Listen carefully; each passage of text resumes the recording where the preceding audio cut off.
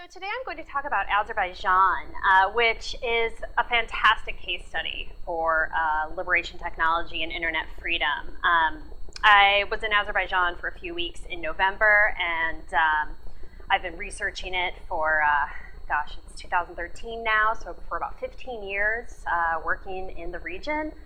And things never get dull in Azerbaijan. So I'm going to talk a little bit about the work that I do, especially with my colleague Sarah Kenzier, who is based at Washington University, St. Louis. And I'm going to talk a little bit about quantitative work and qualitative work that I do there. But I think it should be an interesting case study for everyone. So I want to start by talking about internet freedom. If you all were my students right now, I would quiz you all on what is internet freedom, but it is your first meeting of the quarter, so I will not put you on the spot. But let's think about it for a minute. Internet freedom, what does that mean to you? With that in your head, the fact is that internet freedom as a term is really vague. We can agree more or less that it implies something about freedom of expression online.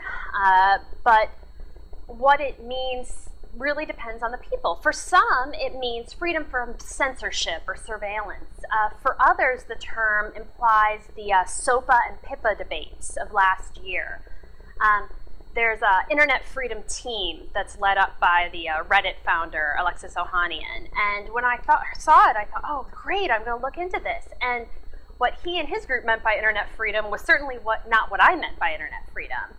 So, and I did a Google search, and you can see there's no real consensus. So with this, this ambiguity actually breeds opportunity. I want to talk a little bit about equivocation, and this is a definition from the authoritative source, Wikipedia. Equivocation, as you may recall from your high school English class, is a logical fallacy. It can be formal or informal, and when a word has multiple meanings, you can intentionally mislead because there are multiple meanings. Polysemitic words, oh, that's nice. But so the argument I'm going to make today is that because internet freedom has such a broad meaning, that actually the ambiguity provides an opportunity for particular organizations, governments, and people to be able to make a semantic shift that's to their advantage. So internet freedom under authoritarianism. I wrote a Slate piece last year called "Why Does Azerbaijan Hate the Internet?" With Slate, you have to have a title like that. But I'm going to talk a little bit today. Azerbaijan does not hate the internet. Azerbaijan is a country. It can't really feel emotions like hate. But we'll talk a little bit about what the Azerbaijani government does towards the internet. So Azerbaijan, where is it? What am I talking about here? World map can kind of give, okay, it's not pointing. World map can kind of give you a little sense of where it is. Iran, Turkey's over there, Russia's up there, give you a sense of the neighborhood. Azerbaijan is a former Soviet republic. There's about 9 million people. They are actually Shia Muslim, which is unusual, like Iran. But Sovietization has greatly reduced religiosity. You don't feel religion in Azerbaijan so much. I mean, it exists within the culture, but people are not terribly religious. Soviet education system was great. There's 99% literacy. Certainly there is an urban-rural divide, without a doubt, but in general, people are quite educated there. The per capita GDP in Azerbaijan is $10,000 US. That is quite high for this neighborhood. Why is it so high? Because Azerbaijan, as Larry mentioned in his intro, has recently come into a lot of oil wealth from the Caspian Sea that's right here. So I want to point out, though, that $10,000 per capita, that's per capita. There is still great wealth inequality in Azerbaijan. About a quarter of Azerbaijanis are food poor, meaning that they have trouble having enough money to buy food every month. About another quarter are clothes poor. They can afford food, but they have trouble buying clothes. So this is a country that still does face a great deal of poverty, which makes it much like its neighbors. Although oddly, cost of living in Azerbaijan is much, much higher than its neighbors. So that's the neighborhood. Let's talk about the government. Azerbaijan, when I wrote my bio, I could easily say semi-authoritarian, but also, as Larry mentioned, it slips and slides greater into authoritarianism by the minute. Azerbaijan, since 1993, has been ruled by a father and son. The father was the president. He was a Soviet leader. He came in 1993, and when he passed away, his son took over. By all accounts, there's going to be a presidential election that the son shouldn't be able to run again, but the constitution changed so he can run again. So this family dominates. As the oil wealth has grown, it's allowed them to become more and more authoritarian. So in Azerbaijan, there's strong suppression of civil liberties and very little freedom of expression. So what does this do to the people? At this point, Azerbaijanis are pretty fearful. They're fairly apathetic about any sort of political engagement, and there's a great deal of self-censorship. Just when I was there in November, there definitely is that kind of creepy feel, like when you walk in public places. Sarah Kenzier, my also American 30-something female academic, and I walking down the street, and there's all these police and military around. Like it feels weirder than past trips I had had. So there is an opposition in Azerbaijan, and I'm going to talk about them more later, but it's really been suppressed, as you can imagine. So what's interesting about authoritarianism today is that being an authoritarian leader just isn't as easy as it used to be.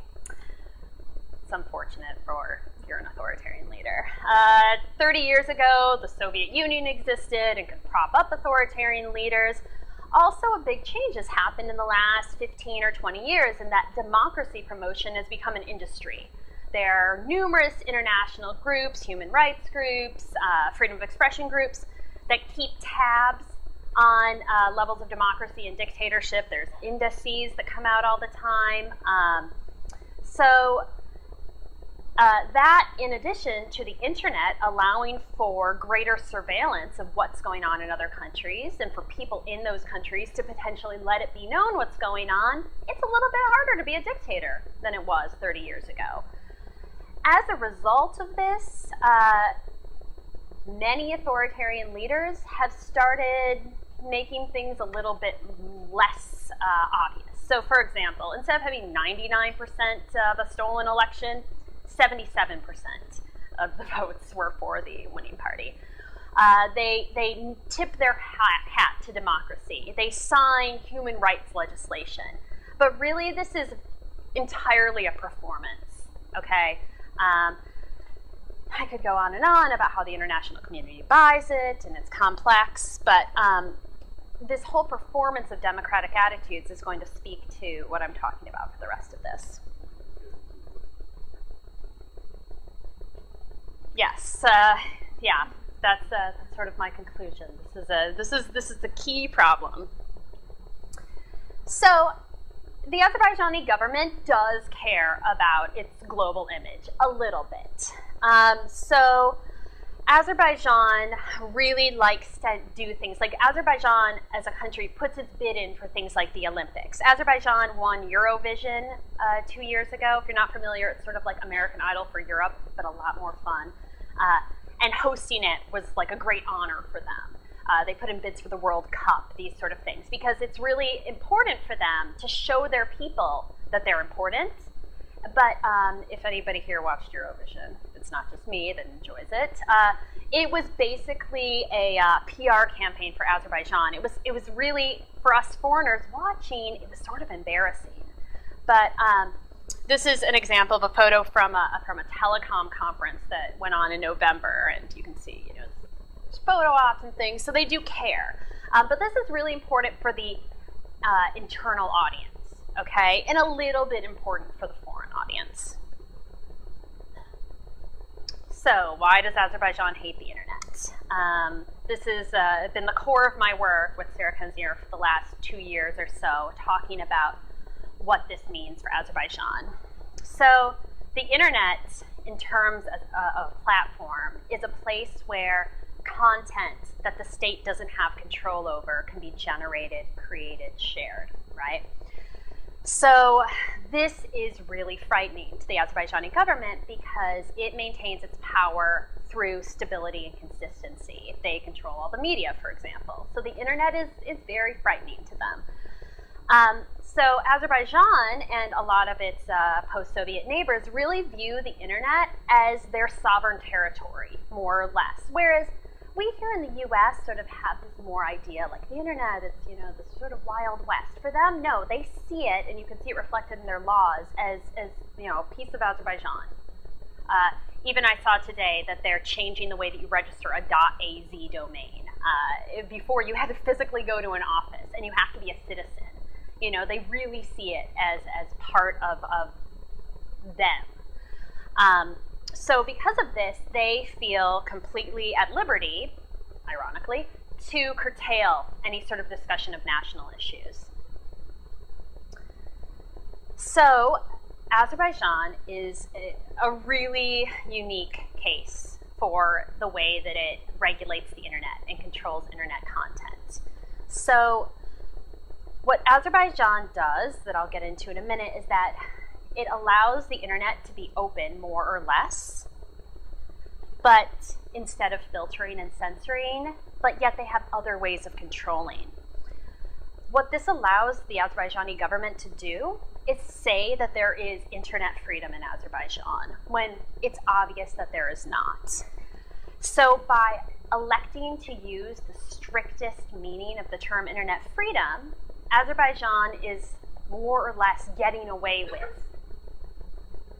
putting incredible barriers to freedom of expression online for its citizens.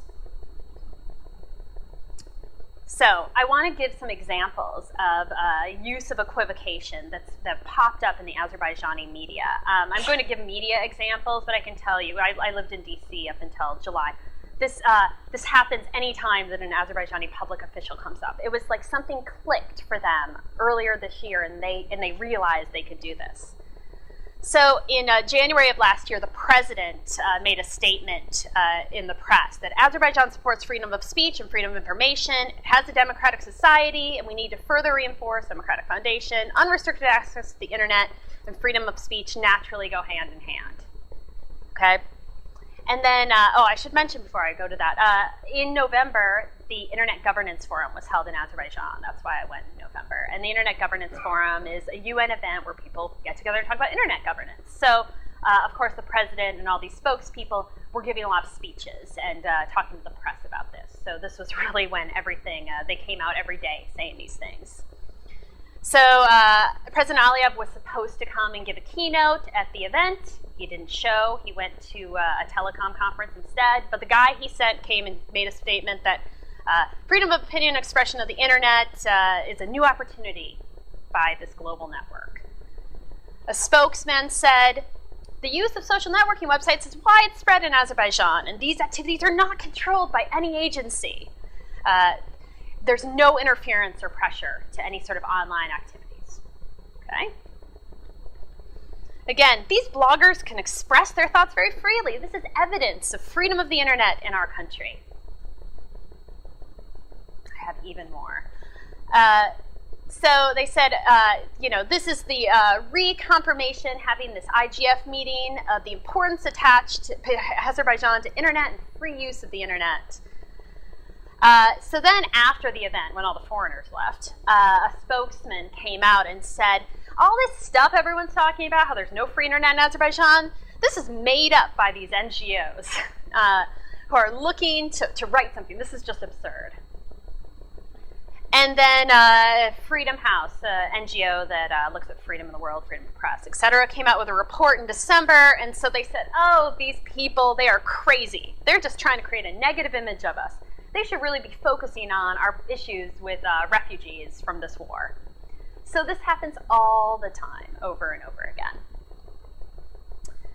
Okay, so that's what Azerbaijan says. Let me talk to you about what Azerbaijan does. All right, this might be familiar to many of you, the generations of internet control. I'm going to go through them briefly because I'm going to give some explicit examples. The first generation of internet control is sort of what, the average person walking down the street thinks of when they think of controlling the internet. We're talking about what Iran or Uzbekistan or China does. Filtering at the national level, right? Or even things like policing cyber cafes. That's first generation control of content on the internet. And so when Azerbaijani government officials are talking, that's the definition of internet freedom that they're using. Now, the second generation is using the legal system to have content that's illegal, for example, pornography, okay? But also having defamation laws, for example, or cybersecurity laws that could allow for control of internet content. Also, this could be information removal requests. I don't know if you saw a couple months ago, Twitter released what governments would, ask for Twitter for information, and they released the number of times different governments did this, that sort of thing. Also, just shutting down websites or shutting down the internet or attacking the network. Now, generation, which is really what I'm going to talk about mostly, is a more subtle level that involves surveillance, information campaigns, and then direct offline action as well. Okay, so those are our generations. If you're not already familiar with these, great stuff. It's very interesting to kind of think about. Okay, so first generation controls in Azerbaijan. There's some. In Azerbaijan, there is some internet filtering. For example, pornography is filtered. Okay. Occasionally during elections, you'll see opposition news sites filtered. That happens. But there's been no formal court decisions or administration decisions that order blocking. Okay? So that is one of those reasons that the Azerbaijani government feels comfortable saying that there's a free and open internet. Also, my colleague Sarah Kenzier and I, when we were there in November, we went to some internet cafes, just started typing in terms like opposition, activist, particular Muslim fundamentalist groups, names of prominent dissidents. The search was totally fine. So these are some photos, Radio Free Europe website, opposition group website. We didn't really have any problems. So, so there's that. It's fairly open internet in Azerbaijan in that respect. Oh, I do want to mention, I put a little color on policing cyber cafes. In the last few weeks, there's been calls for checking cyber cafes to see if kids are in there. Saying, school children, the internet can be really bad for them, so we should make sure the police go in there and double check that everything's okay. So we might be seeing in the coming months some policing of cyber cafes. It's all about the kids. What about the children? It's an easy excuse. Okay, so second generation controls in Azerbaijan. So in terms of laws, what's interesting in Azerbaijan, well, it's not unique, but in Azerbaijan, any sort of online behavior, for example, defamation, is considered the exact same as offline defamation. So go online, say something terrible about someone, and the punishment would be the same if you did it in a newspaper, okay? So there's also a law that says spreading harmful content is illegal. You can imagine that harmful content, pretty vague term, could be anything. Also, publicizing opinions that instigate extremism. Pretty vague, pretty easy to categorize that. Also, the Azerbaijani government officials in the last year or so have mentioned that spreading misinformation on places like Wikipedia is a cybercrime. So whether that be changing Abraham Lincoln's birth date or writing something like, this guy's a dictator, that could potentially be a cybercrime in Azerbaijan. It hasn't happened yet that we've seen these issues. I'll talk a little about how they punish dissidents. They don't usually point directly to the things that they're doing online, but this could happen in the future. Also, in terms of the internet service providers, there's almost no rule about when or if they could cut service off. So, for example, if you're a dissident, your home internet service could get cut off at any time. It would be no problem. Also, opposition newspaper websites have had denial of service attacks that you can trace back to government IP addresses. So the government was actually attacking some of these sites. So in terms of second generation controls, Azerbaijan it's not fully there, but it's getting pretty close in terms of these kind of activities. Okay, so now it gets really interesting in the third generation controls. So this is really what is allowing Azerbaijan to make this argument that the internet is open, because they manipulate through these third generation controls. So I'm going to give specific examples of each of these. So surveillance in Azerbaijan. I should mention that surveillance in Azerbaijan is not entirely an online thing. Online is just easier, but there's certainly offline surveillance too. Sarah Kenzier, my colleague, wrote this in her Al Jazeera column when we got back from Azerbaijan about, we were out for coffee with a dissident, and she said to him, just offhand, like, what do you think the % chances we're being listened to right now? And he was like 85. What are you kidding? Like, obviously. So, I mean, it's something that happens. But in terms of online surveillance, there is real online surveillance. So, for example, activists report that they'll be in the police station and printouts of their Facebook messaging. Easily. Not even like wall post, but your private messaging post. Logins from multiple foreign, like not your house or your office IP addresses for your Gmail and your Facebook, fairly common for activists in Azerbaijan. So it is real, the surveillance that goes on. But perhaps even more importantly is that it doesn't even matter if it's real or not, because everybody thinks it's happening, and that puts them into a mode of self-censorship. So it doesn't even matter. It doesn't even matter. They believe the government's watching them. So even things like a former student of mine contacted me privately and said, I can't be Facebook friends with you anymore because some of the people that are in your friends network. Like, because I was friends with activists, that would be maybe problematic for her. Seems kind of strange, right? But she's that worried. And in fact, she has good reason to, because the government has posted, the friends list of people. So you might wonder, like, what do these activists do? And honestly, it's kind of interesting to me, or surprising to me. Most of them don't even care. They are entirely public with their Facebook, like no privacy settings. I went to an activist's house, and like he had like an open Wi-Fi network. Because they're like, if they're watching me anyway, like, what am I going to do? What am I going to do? Or I'll say, like, maybe we should have this conversation in Gmail instead of Facebook. Maybe it's a little bit more secure, but it's just, they're being watched, so what are you going to do? So that is in terms of surveillance. So the information campaign, this is something that Sarah Kenzier and I wrote about last year.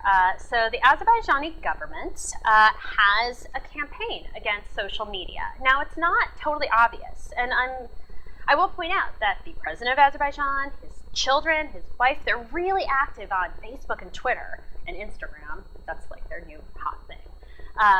Lots of pictures of food from his daughters.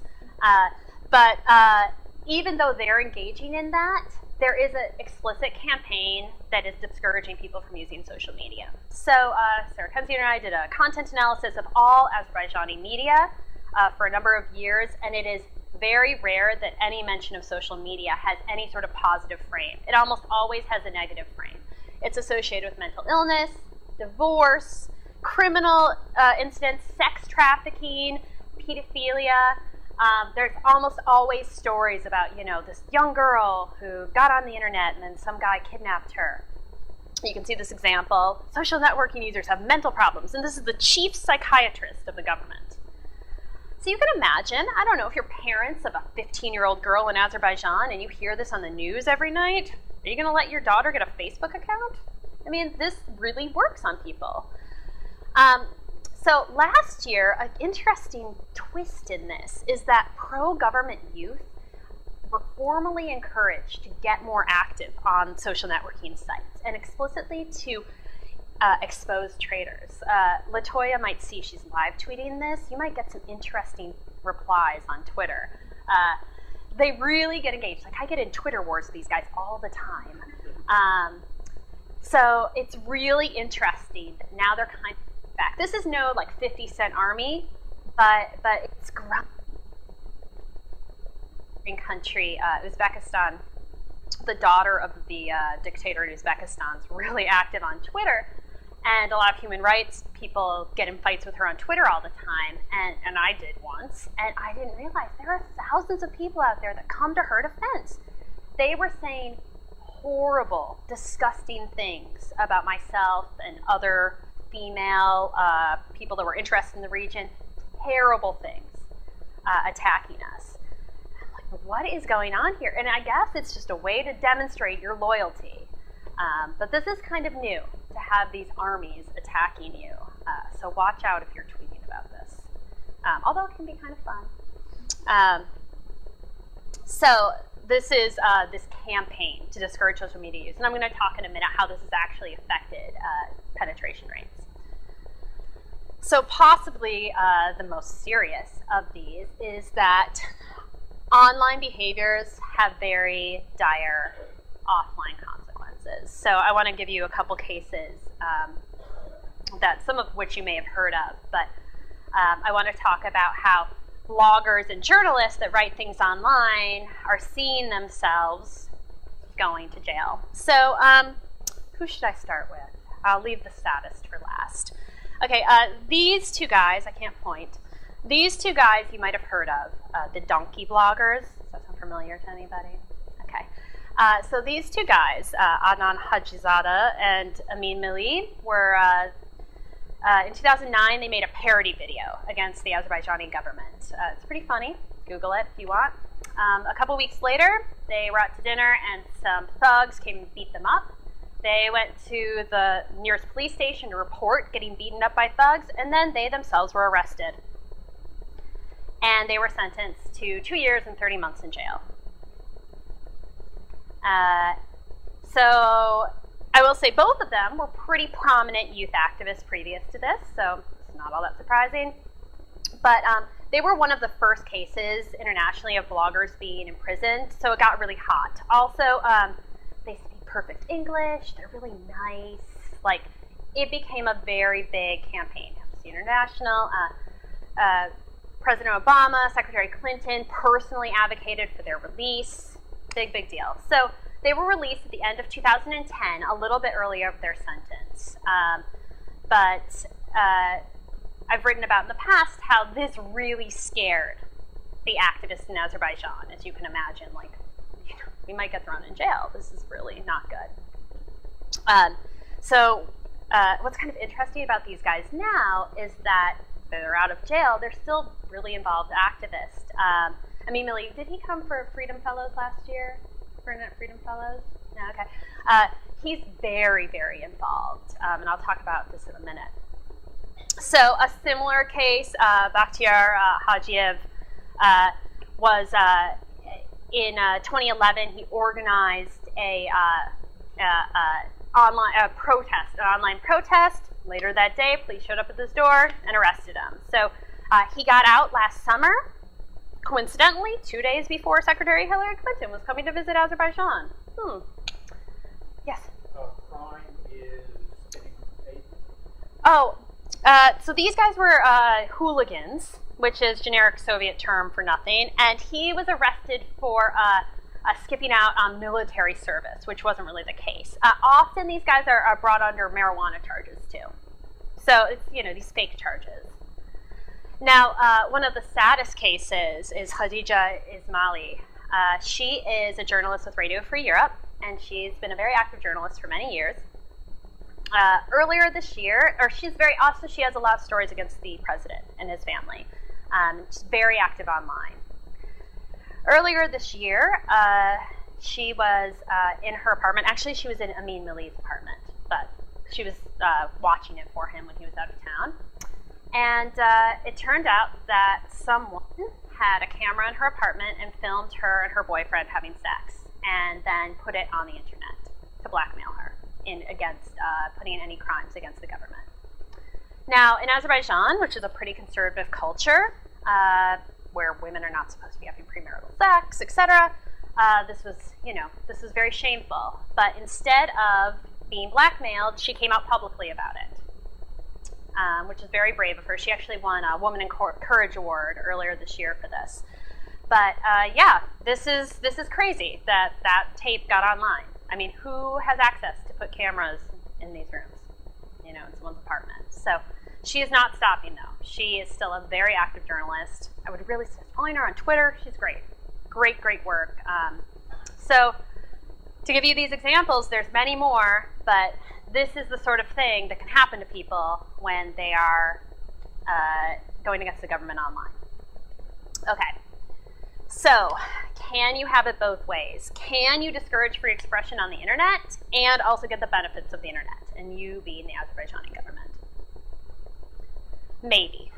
Okay, so by choosing these ways to regulate internet content very wisely and then equivocating the term internet freedom to mean something very strict, these government officials can very easily claim that there is freedom of expression in Azerbaijan. So, you know, this is kind of working for them. So some examples of how this setup is working for Azerbaijan. Okay, without a doubt, many people are afraid to express themselves online. So is this working for Azerbaijan? Yes. Also, the people who are outspoken online are already the people that were outspoken offline. You know, this isn't sort of changing things. There are people like Khadija who, you know what?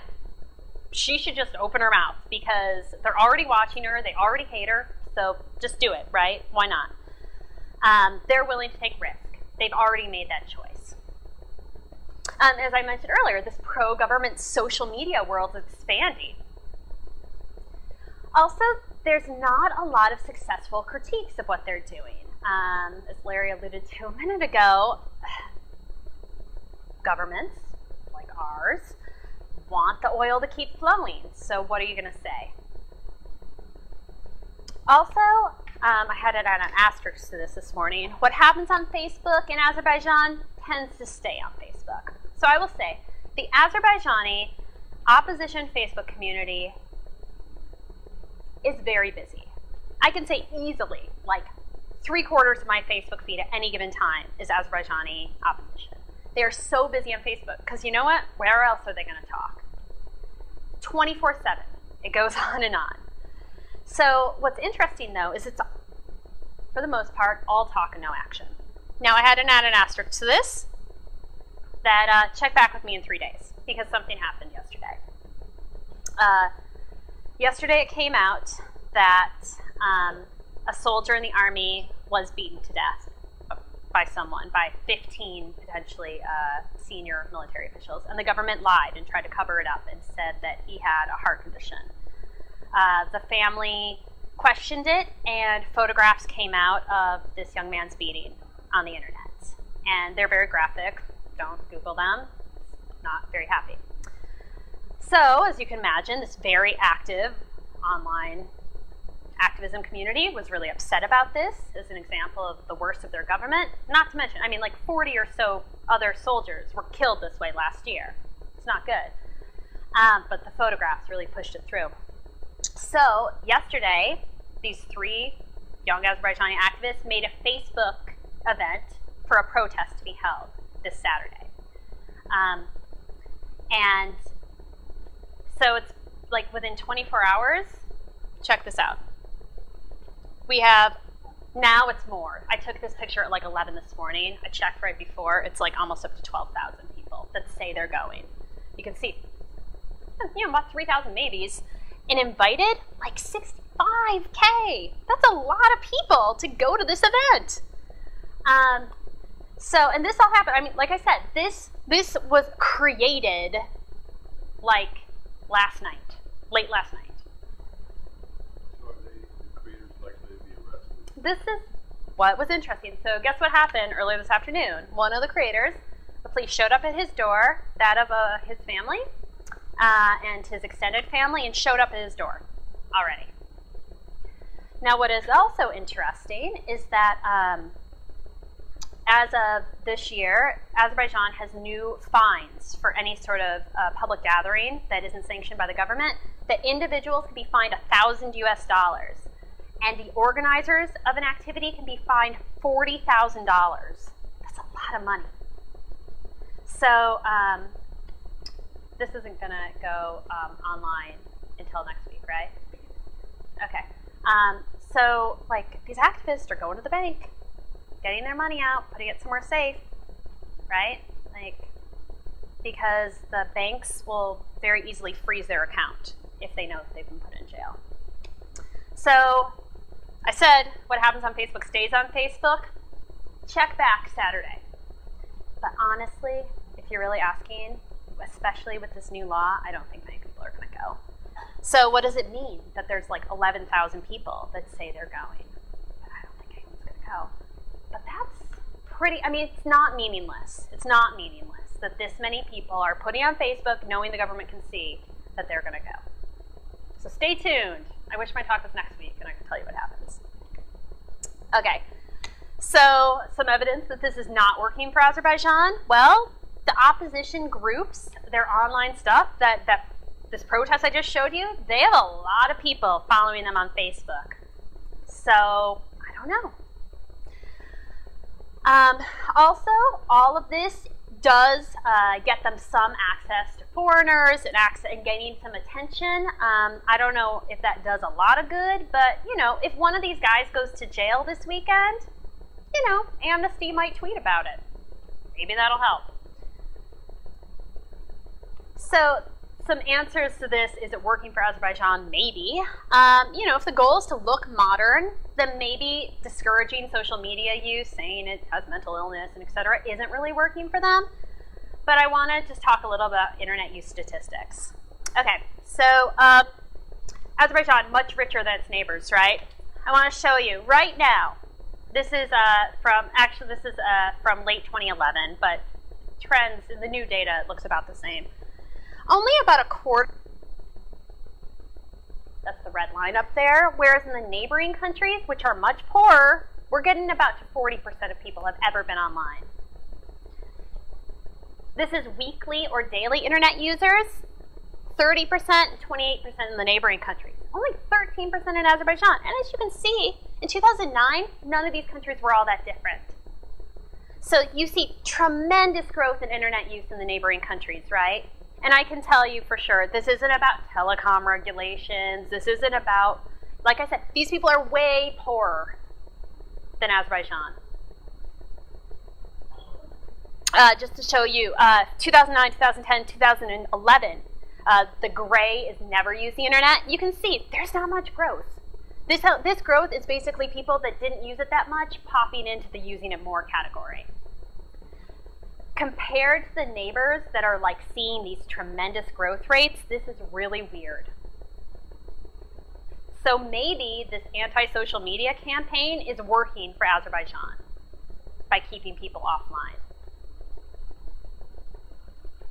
So, only urban elite men are online is one of the things too. So about 3/4 of daily internet users in Azerbaijan are men. Some antecedents of internet frequency in Azerbaijan are actually the strongest predictor of internet frequency is English language skills, being urban, being rich, and being young. Those are the people that are online a lot in Azerbaijan, and men.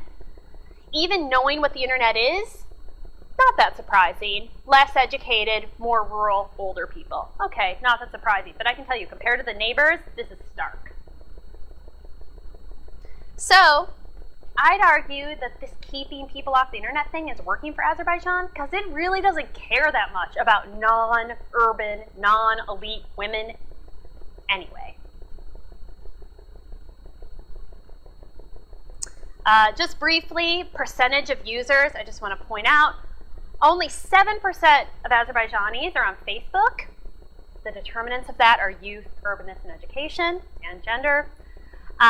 What are Azerbaijanis doing online? Not organizing protests necessarily, but only 7% of the population's on Facebook. That's not a lot. Oh, sorry. Oh, sorry. The bottom? Oh, Olna Klasinki, sorry. That is the Russian equivalent to Facebook. In these countries, it's a very kind of low-class thing because it's free on mobiles. So Facebook's elite, Odnoklassniki is kind of low-class. Or as I call it, porno-klassniki. It's very much about sharing pornography.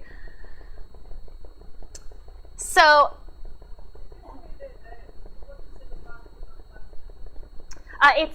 the determinants of use is that it tends to be lower-class people that use it. In general, in the Caucasus. That doesn't necessarily hold, it holds a little in Russia, but Facebook's very elite, Odnoklassniki is not. So, on top of this, Azerbaijan really couldn't care about all these use statistics I just gave you because they lie about it anyway. They say that, what is this one? 60-something% of Azerbaijanis are online. They say all the time. I got in a great fight on Radio Free Europe when I was there with the Minister of Telecommunications who called me a liar, even though I'm using good data for my stuff. I don't know who the 66% of Azerbaijanis online are. No idea. So it lies anyway. So it just serves its purpose because they can lie. So in conclusion, this semantic shift about internet freedom really serves the Azerbaijani government pretty well. This vague term is exploited. It pleases its external audience. They can lie about these penetration rates really easily, and that pleases both an internal and an external audience.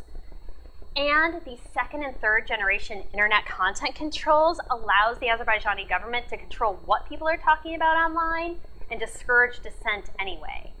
So maybe this is working for them. Again, let's wait and see if anything happens on Saturday. So with that, I want to thank you, and I'd love to hear questions and comments.